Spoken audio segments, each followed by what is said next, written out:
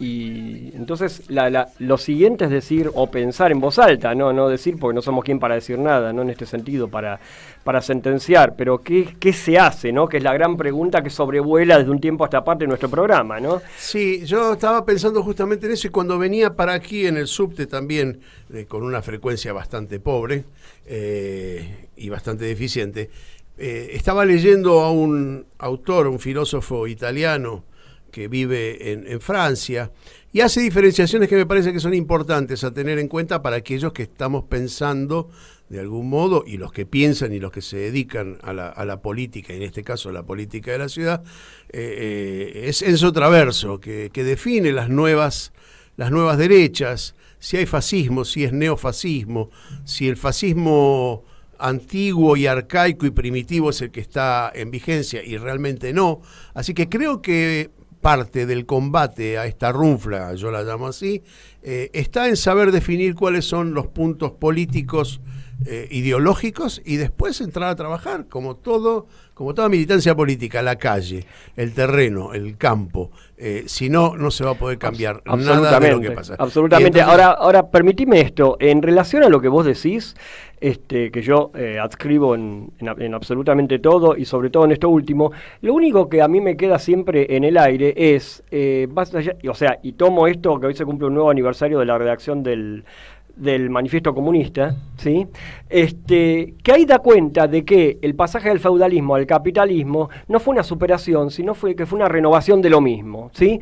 Entonces, no sé si no habría que sacarle a cuando vos mencionás en términos de neoliberalismo y neofascismo, ¿sí? Si habría que sacarle el neo, y si no es una continuidad de lo mismo con otros métodos para seguir preservando el mismo sistema. Ideológicamente hay diferencias sustanciales, y hay que mirar, entonces no podemos definir de la misma manera. Sí hay métodos que se repiten, por eso es el neofascismo. Con respecto a lo liberal, ya no es liberal, es neoliberal, porque no es liberal en realidad, es autoritario. No es aquel liberalismo norteamericano que pretendía la libertad del ser humano y tenía algún fin un poquito más elevado. Este no es liberalismo, es un neoliberalismo pintado, y que evidentemente no es sumamente autoritario.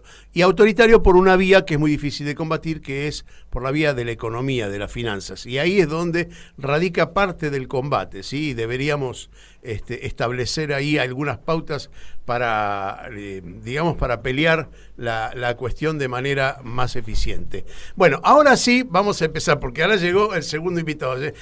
Aunque viven juntos, llegaron separados, así que va a ser un problema. Jonathan, te invitamos a sentarte acá, porque si no, no se va a ver el maquillaje. Nos están transmitiendo también por cámara, así que no vivan juntos y lleguen separados le da aire al vínculo. Eso quiere decir que esto va a durar. Bueno, y fíjate, tenemos esta pareja para rato. Y fíjate quién agarró el micrófono, ¿no? Es ella ella va a repartirle el micrófono. No sé si en casa pasa lo mismo. Yo creo que el resto de los tres nos tenemos que ir de acá. Bueno, voy a presentarlos para que la audiencia sepa con quién estamos. Estamos con María Eva Koutsovitis, ya estuvo aquí, los dos estuvieron aquí un par de veces, esta es la tercera, una vez juntos, otra vez por separado, y ahora nuevamente juntos. Ambos, en los últimos tiempos, han profundizado yo no sé si decirle militancia, sí, seguramente militancia hay mucha, pero un liderazgo importante con respecto a las cuestiones de la ciudad. Y es una cuestión que desde el punto de vista político me parece sumamente importante. Ella es María Eva Koutsovitis, es ingeniera especializada en hidráulica y coordinadora de la cátedra, ¿cómo era? La Cátedra de Ingeniería Comunitaria. Es eso que fue una llave fantástica para definir la relación que hay entre lo material, estrictamente material, y lo humano, ¿sí? Las relaciones humanas. Gracias por venir, María Eva, y ahora le vamos a dar también un poquito de micrófono, no sé cuánto dispondrás, a Jonathan Valdivieso, que es abogado, es titular y creador del Observatorio de la ciudad, ¿no? A ver, contanos un poquito qué significa eso de observatorio de la ciudad. En el medio de los dos, con el micrófono nos arreglamos, bueno, hablándole siempre ahí, nos van a escuchar. ¿Qué tal? Buenas tardes, gracias por la invitación.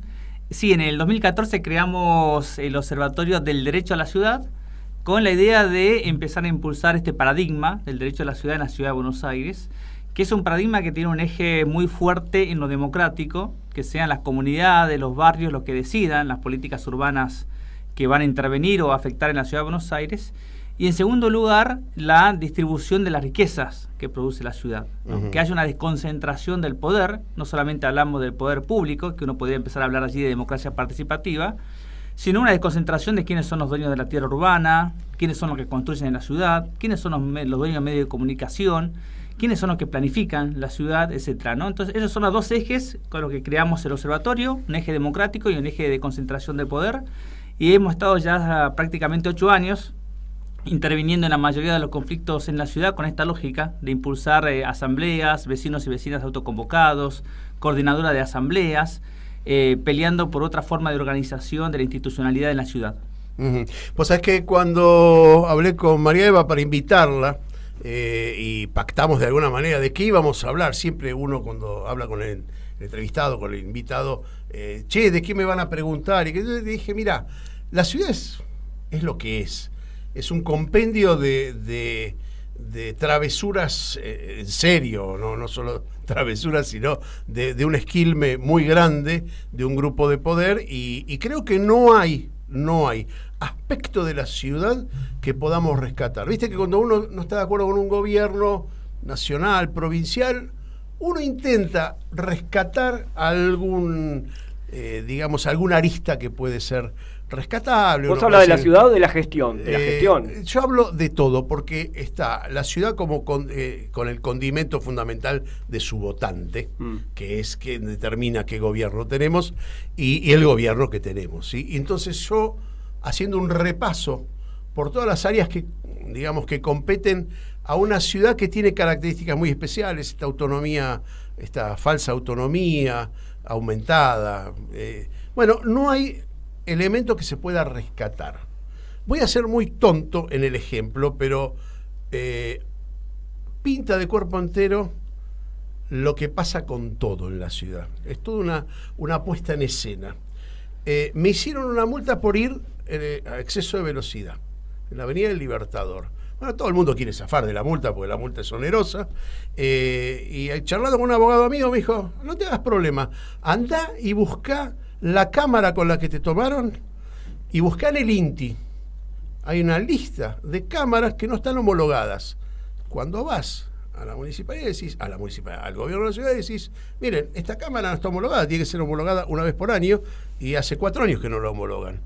Es decir, fíjate todo el circuito de gasto, reclamo, sacar la foto, mandármela, impedirme renovar el registro, impedirme hacer la BTV, para después ir y constatar que no pagaron, porque la ciudad tiene que pagarle al INTI la homologación. Pero después la ciudad te va a resarcir todos esos gastos, che. No me va a resarcir nada, no solamente eso, sino que generó un gasto al erario público, ¿sí?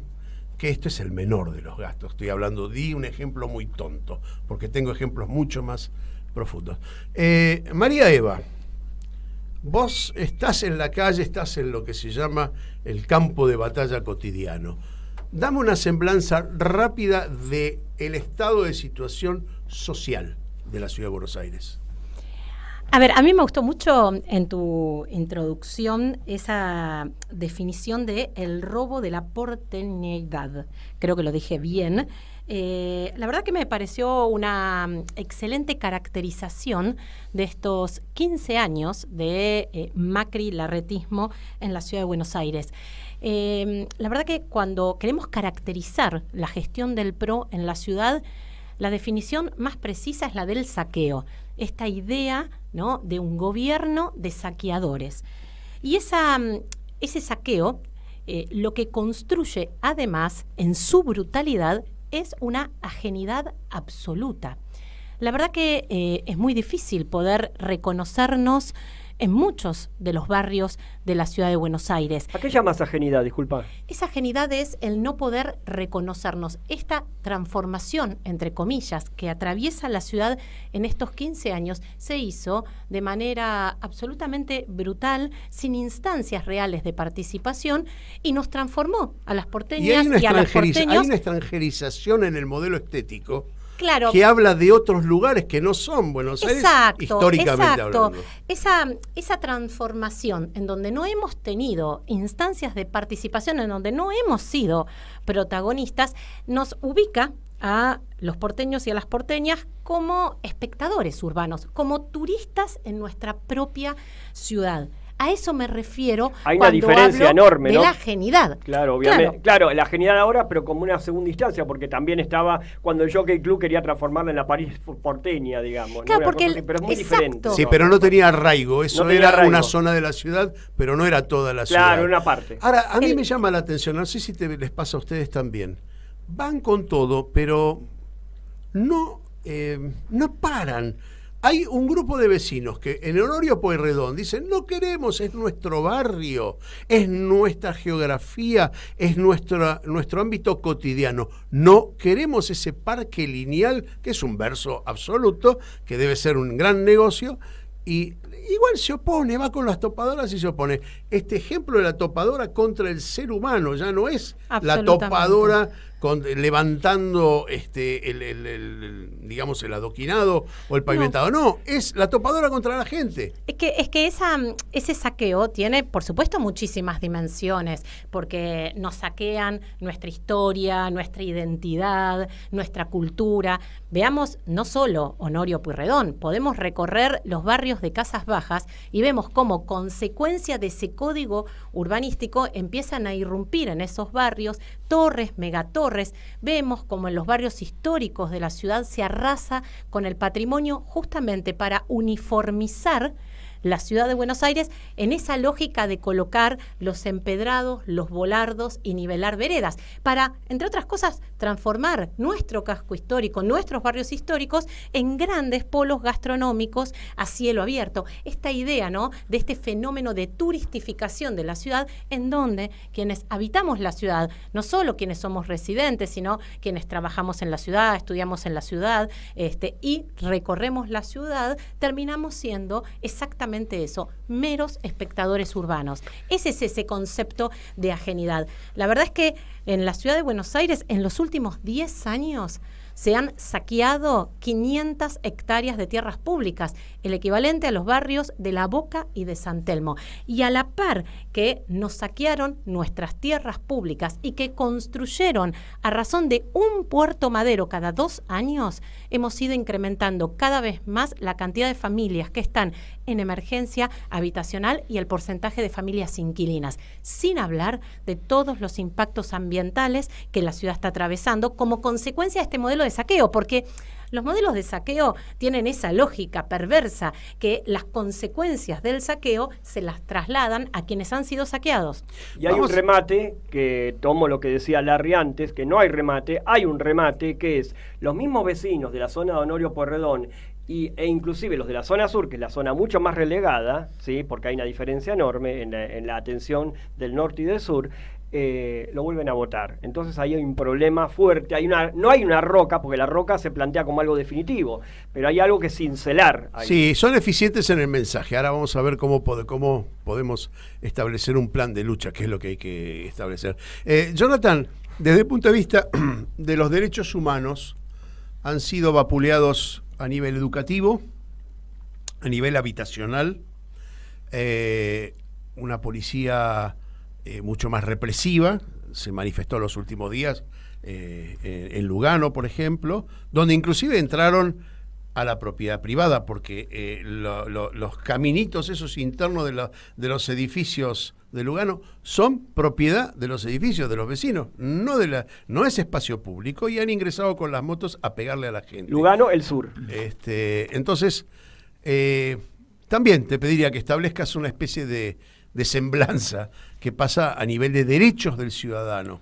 Bien, hay algo importante para analizar la ciudad de forma objetiva, es obviamente la ciudad de Buenos Aires, con la gran cantidad de recursos económicos que tiene y presupuesto, en algunas dimensiones es mejor, o se encuentra en mejor calidad de prestación de servicios públicos y de habitabilidad que otras provincias. Esto lo digo porque siempre que realizamos alguna crítica a las políticas que se plantean en la ciudad, nos dicen, pero en provincia de Buenos Aires es peor, o en Jujuy pasa esto, o en Mendoza pasa esto, pero tenemos que evaluar la cantidad de dinero con lo que cuenta la ciudad. históricamente, ¿no?, acumulado en la ciudad de Buenos Aires.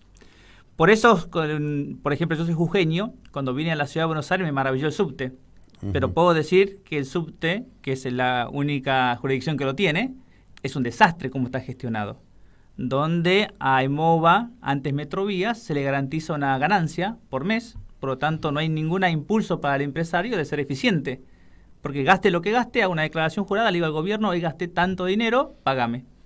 Y no me alcanzaron las tarifas que le cobran a los usuarios, así que el resto dame subsidios. Bueno, y hay líneas, por ejemplo, la E, que yo la frecuento porque vivo en el trayecto, en ese trazado, que está absolutamente abandonada. Hay una escalera mecánica que hace exactamente 6 meses que no funciona, claro, y le van cambiando el cartelito de la fecha. Mira, son elegantes por lo menos, ¿sí? Le van poniendo un cartelito, esta obra se terminará tal día, bueno, después cambian el cartelito porque no la terminan. Así hace 6 meses que no funciona la escalera mecánica en la estación Varela. Eso lo pongo como ejemplo de que quizás es una prestación de conectividad mejor a otras provincias, pero si uno analiza el presupuesto de la ciudad, que ha sido la primera ciudad en Latinoamérica de tener subte, etcétera, etcétera, uno puede realizar un análisis que la política realmente es una transferencia de recursos extraordinaria a los operadores. A los proveedores, pues, llamémoslo, porque en realidad ellos lo toman como un negocio. Entonces hay un proveedor, hay alguien, un contratista, ¿sí?, que es la ciudad. Y un cliente para ellos. Por supuesto. Y alguien que financia, que somos los ciudadanos, ¿no?, que estamos invirtiendo en un fideicomiso ciego, porque realmente nuestros impuestos son como un fideicomiso ciego. No hay control, no hay nada, lo manejan ellos, ¿sí? Exacto. Ahora, de los derechos humanos también es importante que hablemos de lo que es la cultura, porque me parece que en una ciudad donde hubo en algún momento, no sé, 34 cines en la calle Lavalle, 24 horas abiertas las librerías, teatros al por doquier, no queda nada. Pero no es un problema solamente económico, porque uno puede decir, bueno, el mundo ha cambiado económicamente, sino que han deteriorado todo el circuito cultural, lo han uniformalizado, lo han pintado de amarillo, ¿sí?, que es otra de las características de buscar la uniformidad. Hay ahí un atentado muy grande a esa porteñidad de la que hablábamos, ¿no? Bueno, allí algo esencial de toda implementación autoritaria de una política, y en este margen de la política de saqueo, es destruir la diversidad, ¿no? La ciudad de Buenos Aires, a nivel internacional, no es que tiene playas hermosas, montañas, ¿no? Lo que atraía a la comunidad internacional era justamente la cultura de la ciudad de Buenos Aires y su diversidad. Eso ha sido destruido. Todo lo que son espacios culturales autogestionados de los barrios a comunas han sido perseguidos estos años, han sido cerrados, se le ha prohibido las habilitaciones, etcétera, etcétera, y se ha impulsado toda la industria de servicios musicales a nivel internacional, que son los recitales. Entonces vemos cómo pululan recitales, así como pululan polos gastronómicos, pululan recitales. El Estadio Arena, que con la oposición de todo el barrio, hoy en día tienen ahí un polo que molesta en el barrio de Villa Crespo, ¿no? Una cosa Podemos insólita. hablar de Movistar Arena, que es insólito, que es el estadio cubierto más grande de la Argentina en un barrio residencial, ¿no? No es que el estadio estaba hace 100 años y la ciudad se fue construyendo alrededor del estadio, ¿no? Hace 6-7 años decidieron construir el estadio cubierto más grande de la Argentina en un barrio residencial.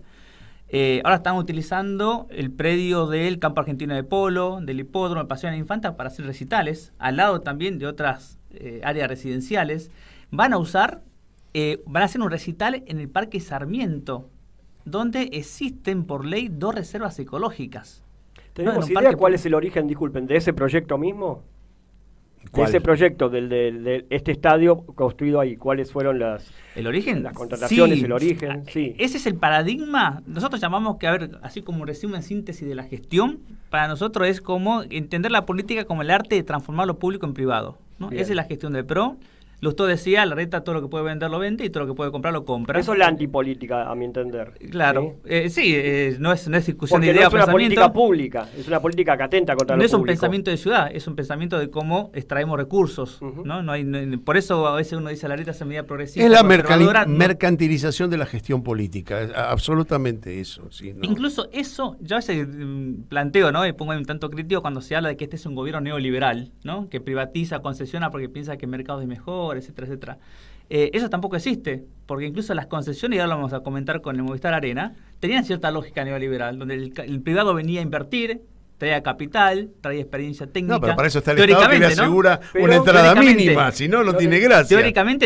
Teóricamente se hacía eso, ¿no? En los 90. Pero ahora el Estado da la tierra, ¿no? Habla de servicios públicos como el subte, o la recolección de residuos, la ecobici o el estacionamiento medido. En los 4, el Estado pone los recursos, pone los inmuebles, compra el equipamiento, ya sea los rodados del subte, los camiones de residuos, y le garantiza una ganancia mensual a las empresas. Es decir, hay 0 riesgo empresarial, 0 inversión privada y una ganancia asegurada. Entonces, eso rompe todo esquema, incluso en una teoría económica neoliberal. Por eso hablamos de saqueo. Que la guita la pone el Estado, es que la pone usted, señora. Vamos a hablarle a la señora. Así es. Bueno, pero así tan sencillo no es, porque tiene un trasfondo mucho más... No es como digo, no es que lo garpamos nosotros, eso cuando lo garpamos nosotros, bueno, con señora digo eso. No solamente garpamos nosotros, sino es que garpamos, pagamos y sustentamos la idea, la ideologización del sistema. Ahora les voy a contar, a eso me refería. Ahora les voy a contar por qué. Vamos a ir a una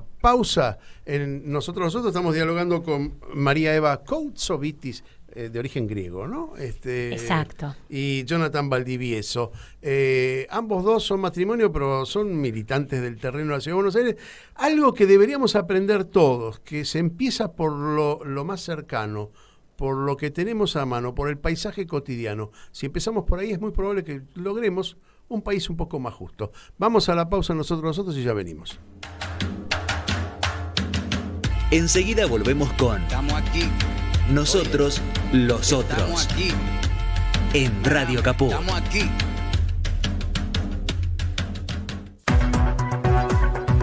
Noticias. Política. El presidente viaja esta tarde a Tierra del Fuego. Mañana partirá hacia la base Marambio por el Día de la Antártida. Se trata de la 4ª visita de un jefe de Estado al continente blanco y tiene el objetivo soberano de reafirmar el carácter biocontinental de la Argentina. Fernández irá acompañado por el canciller Santiago Cafiero, los ministros de Defensa Jorge Tayana, de Desarrollo Social Victoria Tolosa Paz y de Ciencia Daniel Filmus, el secretario de Malvinas, Antártida y Atlántico Sur Guillermo Carmona y la portavoz de la Presidencia Gabriela Cerruti. Internas en Juntos por el Cambio. El jefe de gabinete porteño cruzó a Patricia Bullrich por sus declaraciones sobre las pistolas Taser. Felipe Miguel dijo que no es un tema de decidir usarlas, sino que su utilización requiere de un permiso del gobierno nacional. De esta manera respondió las declaraciones de la presidenta del PRO, quien le advirtió a Horacio Rodríguez Larreta que tomara la decisión de implementarlas. Internacional. Rusia calificó de espectáculo la visita de Biden a Ucrania. El jefe de la diplomacia, Sergei Lavrov, acusó a Estados Unidos de montar un show con la sorpresiva visita del presidente norteamericano a Kiev, donde se reunió con su par Volodymyr Zelensky. Por su parte, Biden anunció desde el territorio ucraniano que enviará otros $500 millones de ayuda adicional, un nuevo paquete en el que están incluidas armas de largo alcance e incluso otro tipo de armamento que no fue suministrado con anterioridad. Más información en telam.com.ar. Telam Digital. Información en tiempo real. En telam.com.ar. Toda la información que necesitas.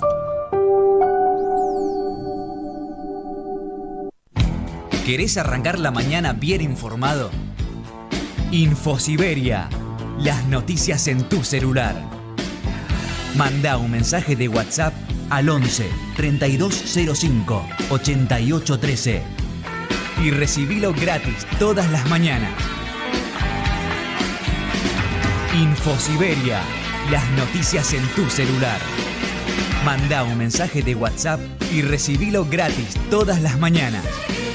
Infosiberia. Seguimos en Radio Caput con Nosotros, los otros. Estamos aquí.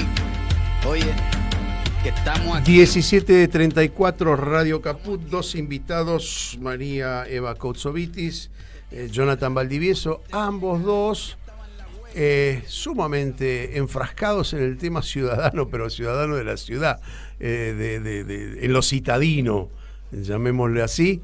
y un poco develando todo este despropósito que es el gobierno que empezó con Macri. En realidad yo creo que empezó antes. Yo creo que fue cuando destituyeron a Ibarra. ¿Cómo era el nombre de Ibarra? Aníbal Ibarra, sí, mira. Tenemos un Puerto Madero en los 90, así que... Claro, bueno, el proceso empezó por ahí, pero esos eran territorios nacionales, entonces la ciudad no tenía mucho, ahí fue Menem directamente, ¿sí? Sí, porque aparte eran territorios que tenían... no era autónoma la ciudad de Buenos Aires, así que era... No era autónoma, era nacional. Bueno, y se hizo...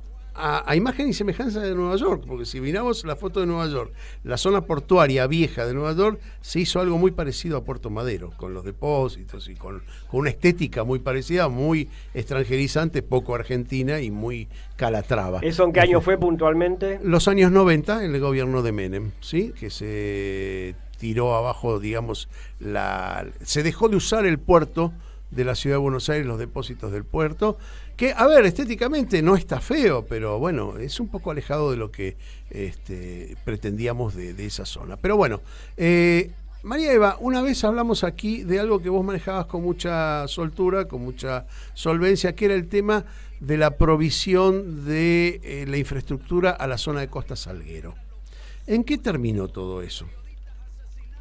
Bueno, a ver, retomando un poco ahí lo que veníamos conversando, ¿no? Con esta caracterización de un modelo de saqueo y las consecuencias de ese saqueo, que son el estado de emergencia multidimensional, lo llamo yo, que atraviesa la ciudad y que no es percibido por la mayoría de las porteñas, de los porteños, de quienes habitan la ciudad como consecuencia de ese saqueo. Y cuando hablo de la emergencia sanitaria de la ciudad. Siempre conversamos, siempre charlamos que acá en la ciudad, yo ni lo planteaba, el distrito más rico de nuestro país, una ciudad además que tiene un presupuesto per cápita equivalente a importantes ciudades de Europa, no le podemos garantizar el agua potable a 400.000 porteñas y porteños.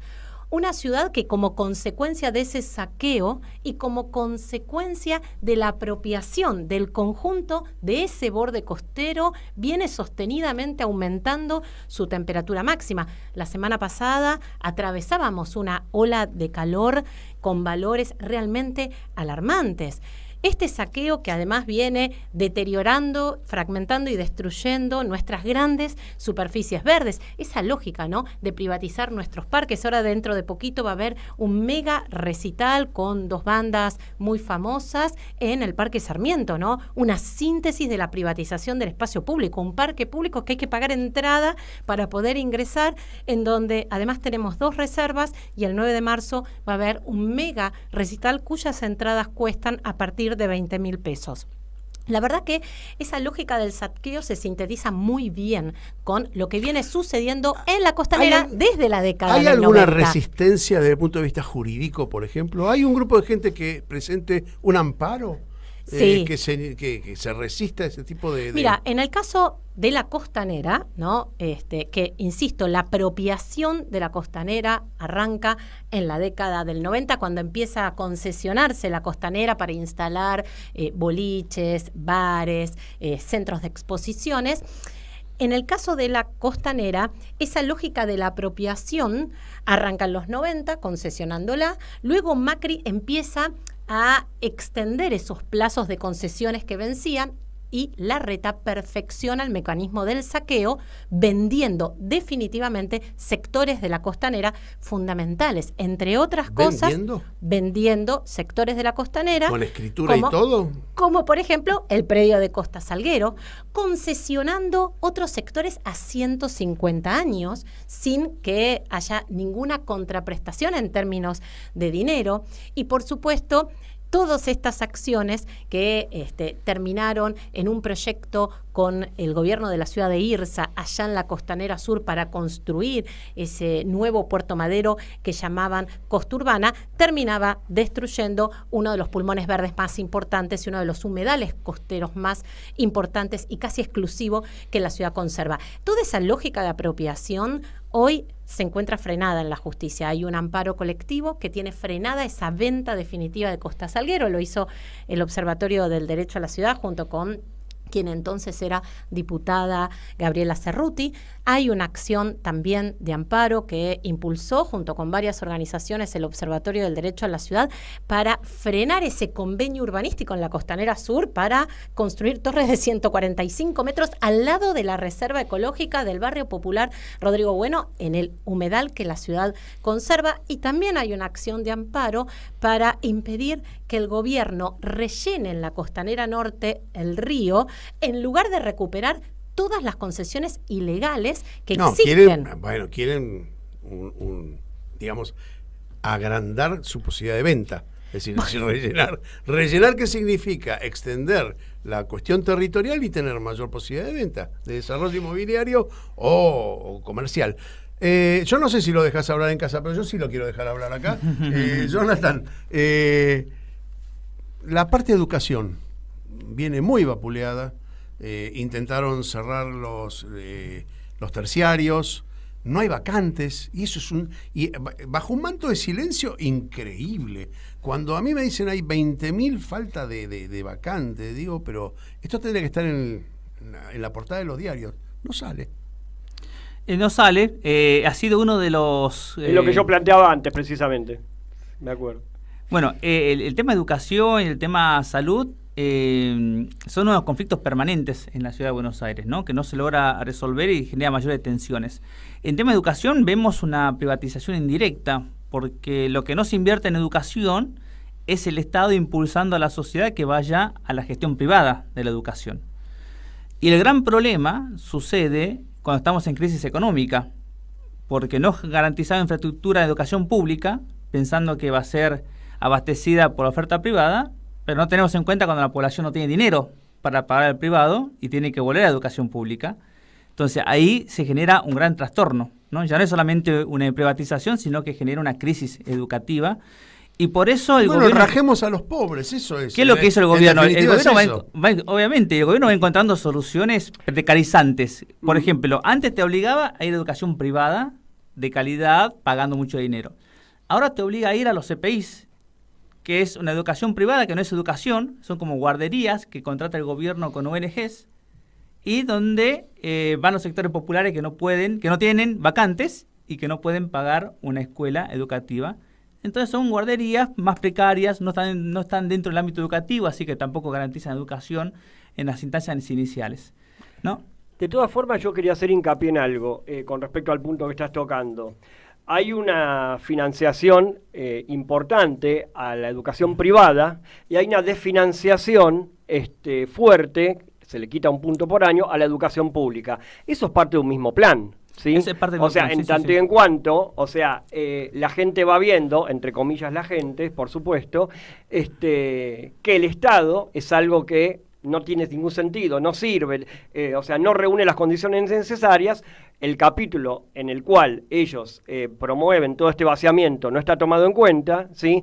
Entonces se fomenta esa educación pública que termina siendo para unos pocos porque cada vez menos gente la puede pagar. Entonces la ciudad termina siendo para pocos y el resto son expulsados, ¿sí? Y esto lo trasladamos también a todo lo que está pasando con los alquileres, ¿sí? Claramente, el que alquilaba se va a una pensión, el que estaba en una pensión que se va a la yeca. ¿Sí? Tal cual.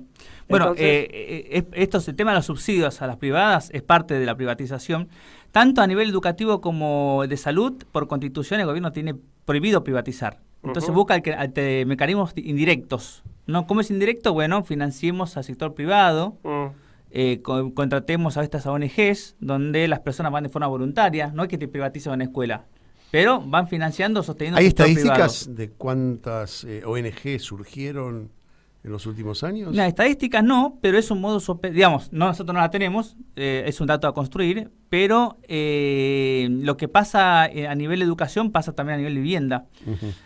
Siempre cuando hablamos de la crisis habitacional está el tema agravante de que ahora las personas mayores que se están jubilando ya no son propietarias de su vivienda. Antes los jubilados, jubiladas, el problema que tenían es que no se les alcanzaba para comer o los medicamentos, pero tenían una casa. Ahora los que se están jubilando en esta época no lograron acceder porque hace 40 años que no hay crédito en Argentina, no hay políticas universales o masivas de vivienda, entonces no son propietarios o propietarias y obviamente la jubilación no les alcanza, o solo quizás llegan con la comida, pero no llegan para un alquiler o para los medicamentos. Y el gobierno nuevamente está contratando, está haciendo acuerdos con fundaciones, donde a las fundaciones alquilan edificios enteros, hoteles en mal estado, que no pueden funcionar. Ese es el proyecto también de aquí del centro, ¿no? Claro, acá en el centro... sacando las oficinas comerciales, transformando todo esto en una zona residencial, ¿sí? Ese para sectores de alto recurso van a hacer esas viviendas. Bueno, acá estamos hablando de inquilinatos donde el Estado va a ir hacinando a personas mayores, que está sucediendo actualmente, los hacinan 5 personas, 6 personas en una habitación, en vez de darle una solución habitacional que por tratados internacionales le correspondería a cada una de esas personas. Bien, hasta ahora hicimos toda la semblanza. Ahora vienen las preguntas más difíciles. Igual te digo, María Eva habló menos que Valdivieso, ¿eh? No estoy seguro. ¿Viste cómo se construye el relato? No, se construye el relato, claro. Exacto. O sea, dijimos, nosotros quedamos en algo y el otro copa la parada. Bueno, María Eva, ¿qué vamos a hacer? Y me tocan las preguntas difíciles a mí. No, después se la traslado. Tal cual. Después se la traslado. ¿Qué vamos a hacer? ¿Cuáles son? A ver, tratemos de ir. No vamos a poder cubrir el tiempo. En radio es como, voy a decir una originalidad, es tirano. Empecemos a pensar estratégicamente cómo reaccionar a cada uno en cada uno de estos sectores, en estas partes, en lo educacional, en lo habitacional, en lo humano, en los derechos humanos y la policía, en fin, vayamos por parte viendo qué hay que hacer, qué deberíamos hacer y cómo hacerlo. Es cierto, no hay una respuesta unívoca a todo esto, pero sí hay me parece a mí, un camino de concientización de los porteños que deberíamos intentarlo, por lo menos. ¿Cómo lo ves? A ver, es cierto, yo creo que tenemos que ir abordando los grandes problemas que la ciudad tiene, ¿no? Cuando yo planteo que la ciudad se encuentra en emergencia y hablamos de la emergencia ambiental, deterioro, falta de espacios verdes, de arbolado, contaminación sonora, la emergencia climática, una ciudad que se sobrecalienta y que además de sobrecalentarse no se sobrecalienta de la misma manera. En el sur y en el centro podemos encontrar hasta 20 grados más de temperatura en un día de mucho calor. Una ciudad que está en emergencia ambiental, habitacional, urbanística y que, como planteaba hace un ratito, esta emergencia no es percibida como consecuencia de este modelo urbano. Yo creo que en primer lugar tenemos que poder visibilizar el estado de emergencia en la ciudad. Eso es una enorme deuda. En segundo lugar, y si bien tenemos que poder abordar cada una de las problemáticas de la ciudad, tenemos que poder darle integralidad a la ciudad. Y eso tiene que ver con algo que hace muchos años no podemos construir, que es la posibilidad de poner en agenda un modelo de ciudad completamente distinto al que nos vienen planteando. Esto que nos plantean hace 15 años o más, en realidad no puede emparcharse. En realidad, este modelo de saqueo hoy nos ha llevado a la precariedad en todas sus dimensiones. Por lo tanto, acá lo que hay que plantear es una nueva urbanidad. Esa agenda de las nuevas urbanidades, de cómo queremos vivir en nuestros centros urbanos, además tiene que ser una agenda nacional. Nuestro país es uno de los países del mundo que tiene mayor porcentaje de población urbana. Yo creo que la pandemia, la crisis climática, nos interpela a pensar otras formas de habitar en nuestras ciudades. Yo creo además que también la clave es algo que vos planteaste hace un ratito. Necesitamos territorializar nuestra práctica política. Es decir, no podemos seguir planteando en abstracto grandes problemas si no podemos, ¿sí?, justamente plantear en concreto lo que sucede ahí donde habitamos. ¿Cómo arrancamos? Bueno, a mí me parece que tenemos que tratar de poder construir un espacio en donde diferentes asambleas, organizaciones, también espacios políticos, podamos hacer una síntesis de cuál es la situación en la ciudad y de poder poner en común esa nueva urbanidad, ese nuevo modelo urbano que tiene que tener a quienes habitamos la ciudad en el sentido más amplio, la posibilidad de ser protagonistas de cómo queremos vivir. Y ahí me remonto a lo que planteaba Johnny hace un ratito. Yo creo que lo que necesitamos en la ciudad de Buenos Aires fundamentalmente es más democracia. Necesitamos que ese paradigma de la democracia participativa ambiental se haga realidad. Porque la verdad, eso no sucede en la ciudad de Buenos Aires, en donde esta lógica del saqueo nos ha construido. Pero ahí tenemos un problema serio, que una constitución que fue redactada que tiene demasiados defectos y permite que la legislatura porteña se haya convertido en una escribanía. Hoy no hay ninguna posibilidad, absolutamente ninguna posibilidad de que, digamos, la oposición dentro de la ciudad pueda plantear un proyecto de ley y que pueda ser escuchado, porque tienen mayoría para decir, ¿se trata? No se trata, y la caducidad de las leyes o los proyectos de ley son muy frecuentes y se pasa todos los días. Nos quedamos sin estado parlamentario dentro, o sin estado legislativo dentro de la ciudad de Buenos Aires, ¿sí? Hay algo de raíz en el momento que se autonomizó, se independizó del gobierno nacional la ciudad, que está mal constituido, es decir, tiene una falla de origen muy, muy grave, me parece a mí. A ver, yo creo que ha habido importantísimas conquistas ciudadanas, sobre todo en estos últimos tiempos. En estos últimos tiempos, la verdad que las asambleas barriales, ambientales y los movimientos sociales en la ciudad de Buenos Aires han podido ponerle límite a esta lógica del saqueo en distintos lugares. Podemos tomar el ejemplo de, por ejemplo, Núñez, en donde ahí las familias se organizaron y lograron frenar la aplicación del código urbanístico que estaba destruyendo el barrio de Núñez y colapsando el conjunto de los servicios públicos. Podemos hablar de lo que sucedió, mejor dicho, en el Parque Saavedra el año pasado, en donde ahí también la Asamblea de Saavedra logró frenar ese proyecto que el gobierno porteño quería imponer de construir un zanjón con agua de napas contaminadas, en esta lógica, ¿no?, de la superficialidad, ese marketing ambiental que cotidianamente nos proponen. Y ahí también, una vez más, los vecinos, las vecinas, las asambleas del barrio lograron detenerlo. Haber podido detener la ocupación definitiva en la Costanera con estas sentencias colectivas que están frenando la venta de Costa Salguero, etcétera. Me parece que la verdad es que nuestra ciudadanía ha tenido una dinámica importantísima. ¿Y cómo hacemos para darle entidad a todas esas conquistas? Porque en realidad mi cara de sorpresa es que yo no la veo en la prensa. Entonces, si no la veo en la prensa, no me estimula para participar. Porque la realidad es, hay una sensación de que participar es al cohete, ¿sí? Es en vano, porque no vas a lograr nada. Sin embargo, vos estás contando una serie de éxitos, de conquistas, que se logran con la participación sin ninguna duda, pero nadie las conoce. Bueno, ahí tendríamos que empezar a hablar entonces de qué sucede con la pauta en la ciudad de Buenos Aires y la cantidad de millones por día que se destinan a propaganda oficial, y me parece que también ahí tenemos que poner sobre la mesa que este modelo de saqueo es posible porque el poder se concentra en la legislatura, en los organismos de control, en el poder judicial. Por supuesto, el desafío es enorme. Yo simplemente planteo que hay un optimismo porque hay movimientos, organizaciones y asambleas que han logrado ponerle algún tipo de límite a esta lógica del saqueo. Pero es un desafío enorme el de poder hacer una síntesis y poder construir un ámbito organizativo político que pueda proponer un modelo alternativo a este modelo que hace tantas décadas se consolida. Y Jonathan... Ahora sí puedes hablar. Para que no me digan que no te dejo hablar. No, ahora sí. Para mí hay un optimismo que es la gran vitalidad democrática que tiene la ciudad. No conozco en ninguna provincia ni en otra capital de Latinoamérica que haya a nivel urbano, ¿no? Hay otros países que están en crisis a nivel nacional, pero a nivel urbano tantas asambleas peleando por su territorio. Así que hay una gran vitalidad democrática que a partir del 2008 hasta ahora se fue creciendo y está llegando. Creo que no hay barrio de la ciudad que no tenga una asamblea o varias asambleas activas.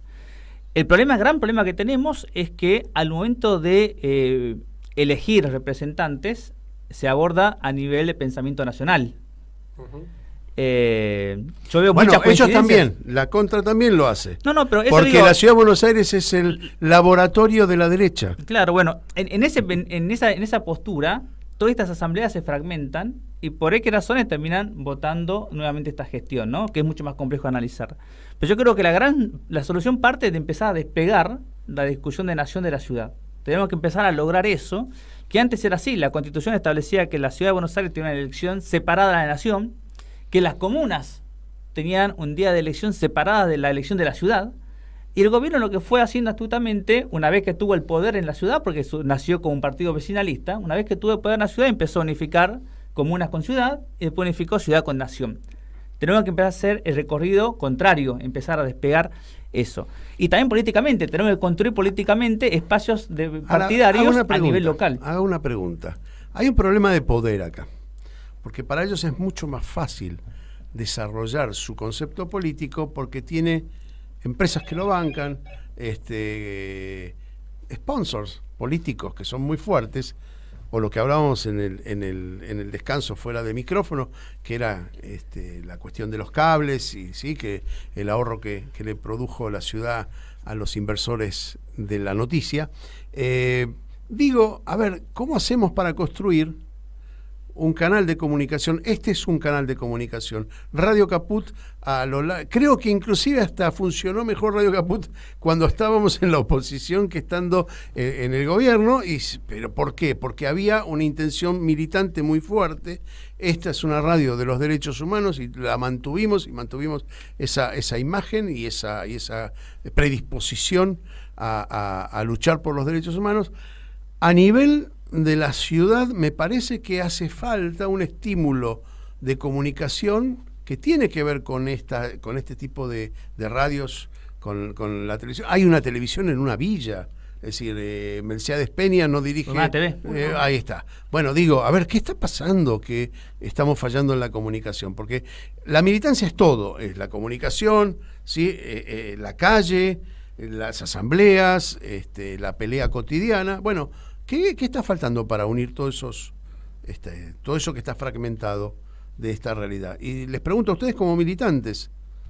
Bueno, yo repito, lo que está faltando es justamente ese distanciamiento de la política incluso partidaria o social de nación a ciudad. ¿Qué sucede? En la ciudad hay muchísimas asambleas. ¿Vos no crees que tiene que haber ideología en esto? Si vos decís que tiene que haber uniformidad en la actitud de los partidos hacia la ciudad. Yo creo que, no es yo peronista, por decirlo, ¿no? Yo voy a tirar algo yo bastante me defino como humanista, progresista, peronista, me defino con todo lo que del centro hacia la izquierda puede tener sentido social. Yo no tengo mucho para negociar con la derecha que me quiere pisar la cabeza, digo, ¿no? Entonces, si yo le despolitizo mi postura, a lo mejor estoy haciendo lo que ellos quieren. Despolitizar la postura. Mira, yo creo que la mayor politización del presente es ser profundamente democrático. Ninguno de los partidos mayoritarios de la ciudad, oposición, oficialismo, creen en la democracia participativa. No impulsan estas asambleas. Si las asambleas no son orgánicas, no las alientan, no colaboran, no las difunden, ¿no? Por eso también el conjunto de las asambleas se apoya mucho en los medios vecinales, porque la oposición también tiene grandes medios, ¿no? Que podía darle un auge muy fuerte. Que lo vimos en Costa... No hay paridad ahí. No hay paridad, pero lo vimos en Costa Salguero. En Costa Salguero, cuando hubo alineación de la oposición políticamente y las asambleas, fue una quizás movida hubo coincidencia de interés. A lo mejor hubo coincidencia de eso podía pasar de constantemente. Sí. No pasa constantemente. Fue un solo hecho en los 15 años que pasó. Y debería estar pasando constantemente esa alineación. Entonces, ahí tenemos que ver que realmente, y nosotros lo vimos, que si no se responde orgánicamente a un partido, no hay apoyo ni en la izquierda, ni en el kirchnerismo, ni en el PRO. ¿No? Hay un descreimiento de la democracia participativa. Y es lo que une transversalmente las luchas en todos los barrios. Si vamos a Rodrigo Bueno, la gente quiere decidir. Si vamos a Núñez, a Belgrano, a Palermo Viejo, a Saavedra, Villa Urquiza, uno de los principales reclamos que vas a ver siempre es: nosotros queremos decidir la ciudad.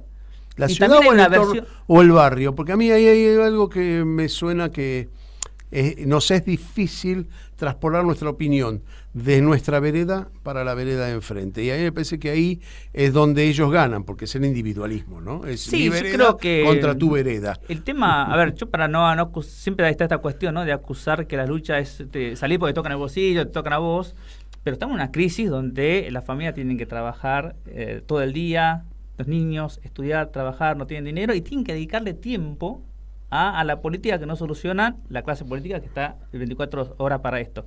Y obviamente van a comenzar por lo que les afecta, ¿no? Yo te hago de abogado del diablo porque me parece que es importante que saquemos hacia afuera, todos nosotros, cuál es ese caudal, digamos, esa fuerza que puede generar querer un cambio no solamente del entorno, mi vereda. Y te voy a decir... Te pongo 2 ejemplos dale. para que... Yo, en cierta forma, estoy enamorado de la sociedad porteña, digamos. Te pongo 2 ejemplos donde cuando se la convoca a discutir la ciudad, la ciudadanía viene, ¿no? Una fue el Código Urbanístico, que fue la gran antesala de la organización ciudadana porteña para discutirle al gobierno.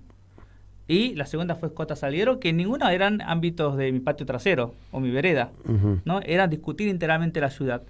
Y con el Código Urbanístico fue la audiencia hasta ese momento más elevada de toda la ciudad, desde que la ciudad se fue ¿Y le prestaron atención a esas audiencias? Logramos, con el Código Urbanístico, si veíamos de lo que proponía el gobierno, terminó aprobando un 30% de lo que proponía el gobierno, ¿no? Bien. Igual yo la verdad me siento muy estimulado por ustedes dos, porque realmente el planteo está bien. Yo comparto con ustedes el planteo, aunque la realidad de todos los días me cuesta remontarla, ¿no? Si veo la ciudad como está y como era, y por ahí esa es la no virtud de ser jovato, que es tener las dos Buenos Aires que conocimos, ¿no? Y eso es un dato objetivo, ¿no? Hace 20 años solo el 10% de las familias alquilaban. Hoy ese porcentaje alcanza a más del 40%. 1 de cada 3 porteñas y porteños en el distrito más rico no logra cubrir una canasta completa, es decir, es pobre. Los niveles de indigencia en la ciudad de Buenos Aires son similares a nivel nacional, aún insisto, cuando es el distrito más rico de nuestro país. Por supuesto, hay un desafío enorme y yo vuelvo a insistir, yo creo que la clave está en poder territorializar la política allí donde habitamos. Por supuesto que eso es un desafío enorme, porque es verdad, uno primero se organiza en relación a lo que sucede en su proximidad, pero bueno, tratar de poder hacer una síntesis y entonces poner en debate un nuevo modelo de ciudad, ese es el desafío. Y me parece que ahí es clave, ¿no? El tema de la discusión local de las políticas Se nos fue públicas. El tiempo y quiero que Luis haga 30 segundos de resumen de lo que pasó en esta hora hablando de la ciudad.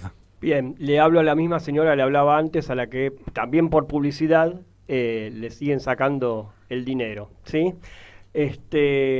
Hagámonos solamente una imagen, que todo lo que estuvimos hablando, todo el cuadro de situación que se estuvo planteando, lo capitaliza quien tiene un gran nivel de aceptación para la presidencia de la nación. Piensen esto trasladado al país entero. Señores, María Eva, Jonathan, les agradezco haber venido en un día feriado, en haber dejado a sus chicos en casa solos. Por favor, dense la palabra dentro de la casa de manera igualitaria. De manera igualitaria, por favor. Son grandes, me voy de este programa con cierto optimismo sobre la ciudad. No lo fui hasta ahora. No lo soy en forma que ser optimista. Hay que ser optimista. Esta es una ciudad hermosa. Yo estoy enamorado. Yo volví a esta ciudad después de muchos años de estar afuera, porque bueno, evidentemente es un imán.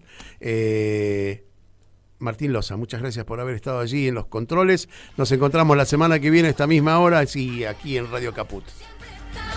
No nos fuimos, no nos vamos, aquí estamos pa' que te recuerde, si quieres mi machete te muerde. Hasta aquí, nosotros los otros de hoy. Los esperamos el próximo martes a las 17 horas.